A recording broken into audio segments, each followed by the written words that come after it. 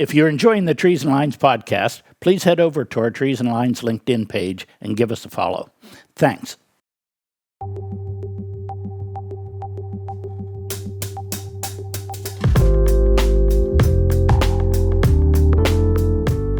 We're here at Trees and Utilities for another episode of the Trees and Lines podcast, and we welcome you, Sara Dreiser, Senior Program Manager at ComEd. Did I get that right? You're right on. Okay. Thank you so much for having me. Really honored to be here. Thank you for making time. How about a real quick introduction of yourself for us and your role there at ComEd? Yeah, so I can start quickly with industry experience. So I've been in the industry for about 15 years now.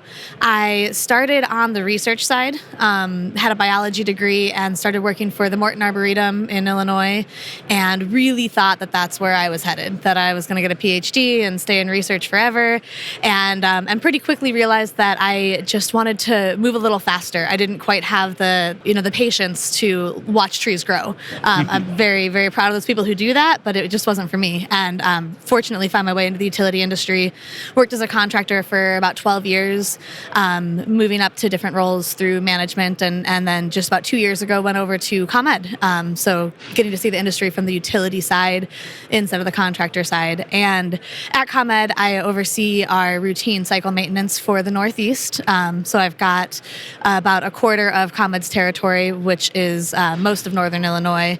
I've got about 7,000 miles of distribution line, and I work with roughly 60 to 70 tree crews on a daily basis. Okay, good. And you're now a member of the board of the UAA? I am. Congratulations. Thank you. Yeah, I've been in that role for a little under a year, and I've got a year left on this term, and really enjoying the experience. We just had Tim Walsh on, and I know he's always been involved in the safety committee, and you're the safety committee as well, right? Yeah, so as Tim transitioned off the board, I'm stepping into that champion role, and I'm going to do what I can to try to fill a piece of those shoes. Oh, so, fantastic. Yeah.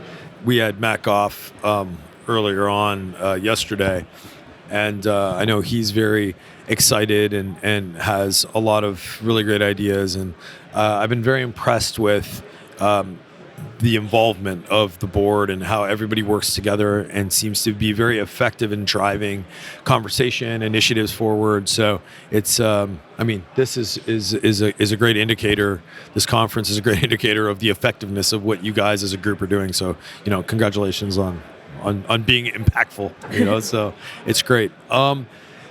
So talk to us a little bit about, from the perspective of an important utility in the Midwest. You guys have a pretty big footprint. You outlined sort of what you cover in terms of territory.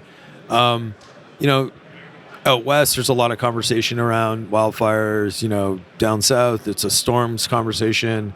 There's all kinds of things happening in the industry from technology. Talk to us a little bit about ComEd's priorities, some of your challenges that are specific to your footprint.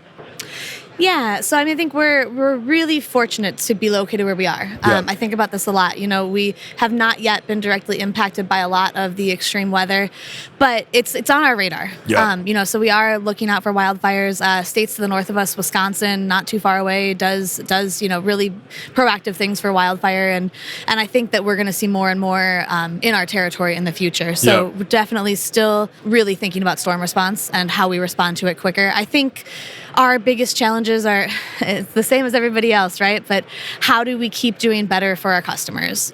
And so that's really, how can we improve reliability? How can we improve safety? And how can we do it for less? And I really like to think about how can we do it for less for our customers. It doesn't get me excited to talk about return on investment for shareholders. I know that's a very real part of the world, but it's not what gets me out of bed in the morning. But if we can, reduce our costs, I think that's really our main driver, and that can help keep it affordable for our client, for our customers and clients. So, that's very, very fair. And I guess the uses of technology are probably helping a little bit in terms of cost containment. What is the general sort of, now do you get involved in the rate case side of things? Are you a contributor to that as well? And I've been a little bit sheltered from some of that so far. My boss very, very heavily involved in that, and then my counterpart Nick Day has been really heavily involved with exploring all of the different technology options out there to help us improve our system.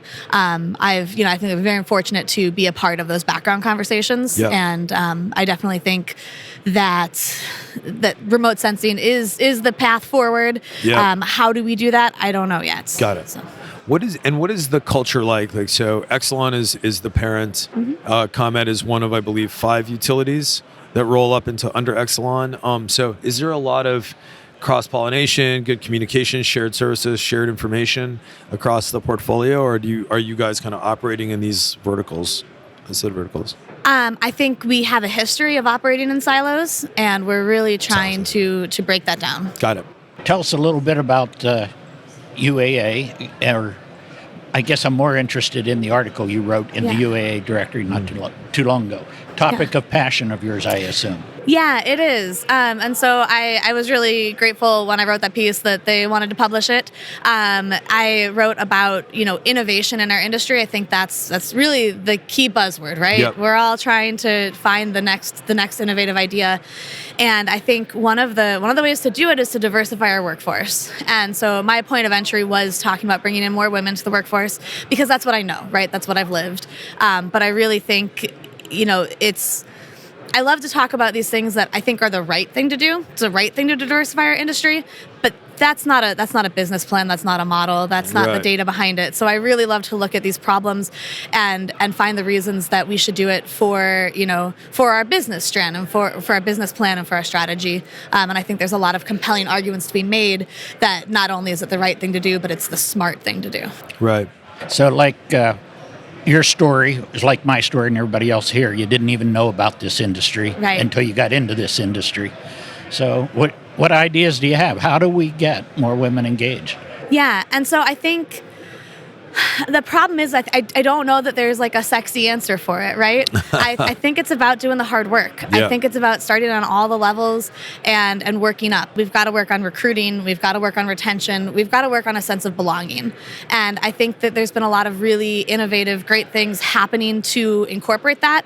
I've been a part of the women's breakfast. I hate to call it the women's breakfast, but the strategic thinking session that we get to do as women before the start of the UAA conference, and that's been a great success. And I think that has helped us to hit women when they first enter the industry. Their first day at the conference, never been here before. This year we had, I'm going to make up numbers, but just looking at a show of hands, I'd say about 20% of the people in the room had not attended this conference before. Right. So if, as a woman, that's their first entry point into this industry, I think that's awesome. Yeah. It wasn't just women, right? No, and it's not just women. Yeah, I was going to say.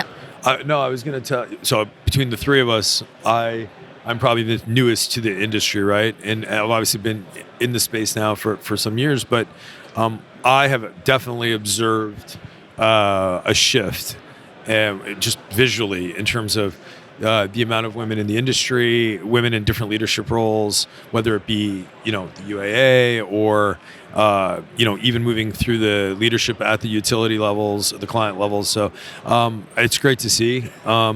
What do you think has prevented maybe women from being drawn to the industry, and what is the one thing that you think you're trying to solve for to help change the conversation? It's kind of like a snake eating itself, right? But it's I think it's the lack of representation. Okay. I think that it's really hard to enter a room, and I experienced this, right? When I first came on 15 years ago, I'd go to a leadership summit and I would be the only woman in a room of 50, 60 people. Yep. And I've kind of got the constitution where I'm okay with that. Yep. But a lot of people, that might be it for them, right? Yep. And so increasing that representation is really where my passion lies, because I think that's going to help make it easier on the front end.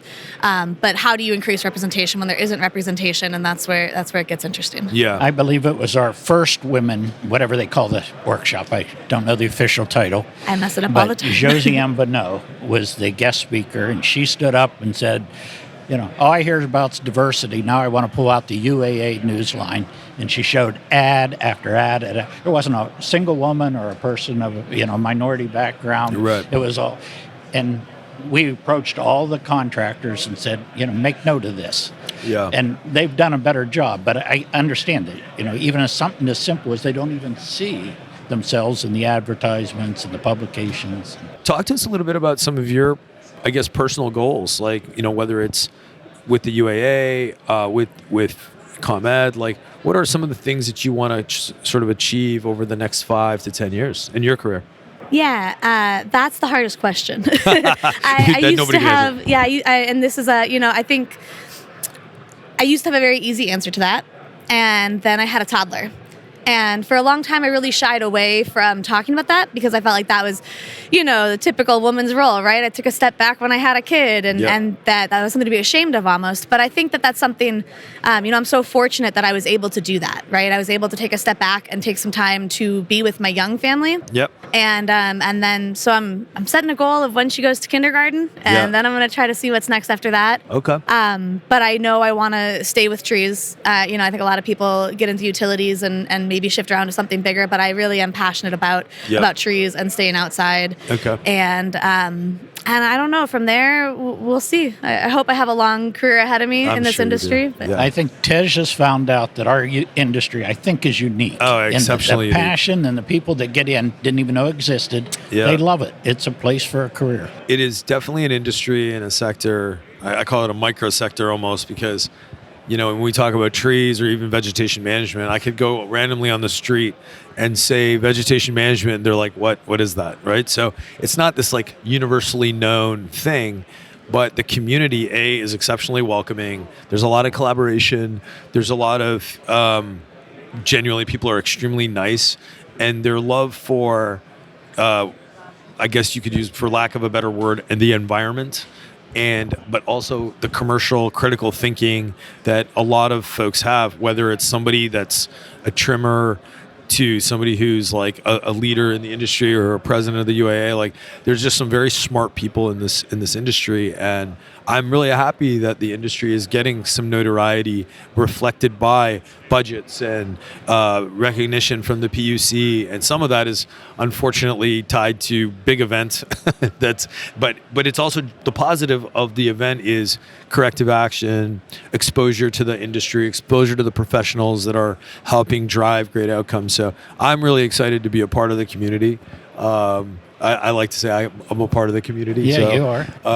But no, this has been great. And actually a lot of, Sarah, what you said motivated both Phil and I to start this forum because it was our way of sort of engaging in the dialogue and learning and highlighting and exposing some of the things that, the people in this industry who have ideas, we want to give them a platform to share those ideas and stuff. So near and dear to us too. So, but I just don't know enough about compatible species yet. I'm still working on it. No, this is lovely. By the way, how many kids do you have? Just one. Just one. And how old? She's gonna be 3 next week. She's gonna be 3 next week. I have my youngest is 5, and he's a handful. I always thought the terrible 2s were when they turned 3. So just well, I'm warning. in the terrible 5s right now. So, yeah. Well, Sarah, I really appreciate you carving out some time for us today. Continued success. Good luck in your role with the UAA. They're lucky to have you, and come join us for another session, and let's pick 1 or 2 more topics, and we can kind of continue to build on the podcast and talk about a variety of other stuff. I'd love to. Okay. Let me know. Thank you so much. That's it for this episode of Trees and Lines, brought to you by Iapetus Holdings. If you like the show, please give us a 5-star rating on Apple or Spotify. If you have any questions or comments on any of our episodes or ideas for topics or guests, we'd love to hear from you. Please contact us at treesandlines@iapetusllc.com. We'll chat with you soon.